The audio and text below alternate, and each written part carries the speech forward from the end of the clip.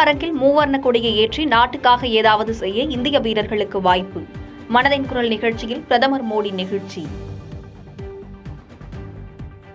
மழைநீரில் மூழ்கி 3 மாணவிகள் உயிரிழந்ததை அடுத்து பயிற்சி மைய உரிமையாளரும் ஒருங்கிணைப்பாளரும் கைது. டெல்லியில் உள்ள அனைத்து பயிற்சி மையங்களை மூடவும் மேயர் உத்தரவு. ஆடி கிருத்திகையை முன்னிட்டு திருத்தணி முருகன் கோவிலில் சிறப்பு ஏற்பாடு. பக்தர்கள் வசதிக்காக திருவள்ளூர் மாவட்டத்திற்கு நாளை உள்ளூர் விடுமுறை. குற்றாலத்தில் திடீர் வெள்ளப்பெருக்கால் அருவிகளில் குளிக்க தடை. விடுமுறையை ஒட்டி ஆர்வமுடன் சூழ்ந்த சுற்றுலா பயணிகள் ஏமாற்றம். மேட்டூர் அணை திறப்பு குறித்து முதலமைச்சர் மு.க.ஸ்டாலின் ஆலோசனை. டெல்டா மாவட்டங்களைச் சேர்ந்த ஆட்சியர்கள் காணொலி வாயிலாக பங்கேற்பு.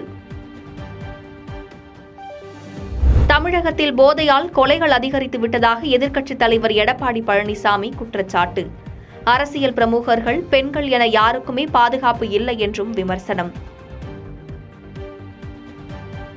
அறநிலையத்துக்கு சொந்தமான 5000 கோடி மதிப்பிலான நிலங்கள் மீட்பு. கடந்த 3 ஆண்டுகளில் இந்து சமய அறநிலையத்துறையின் சாதனைகளை பட்டியலிட்டு தமிழக அரசு விளக்கம். வரிகளை செலுத்தியிருந்தால் மட்டுமே வெளிநாடுகளுக்கு செல்ல அனுமதி. அக்டோபர் முதல் அமலுக்கு வருவதாக நிதியமைச்சகம் அறிவிப்பு.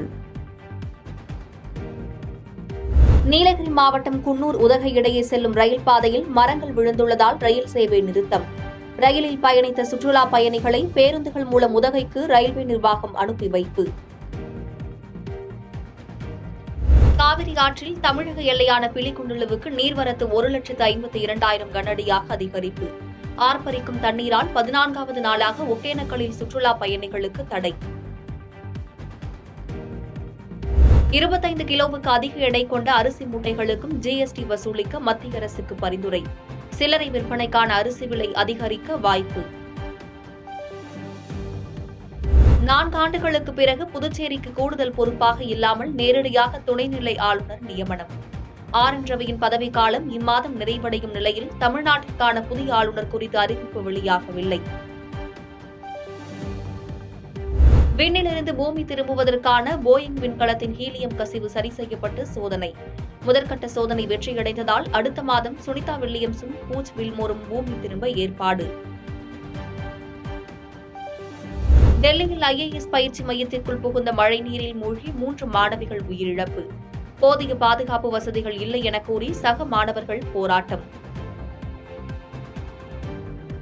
தருமபுரியில் சட்டவிரோதமாக கருவில் இருக்கும் குழந்தையின் பாலினத்தை கண்டறிந்த விவகாரம்.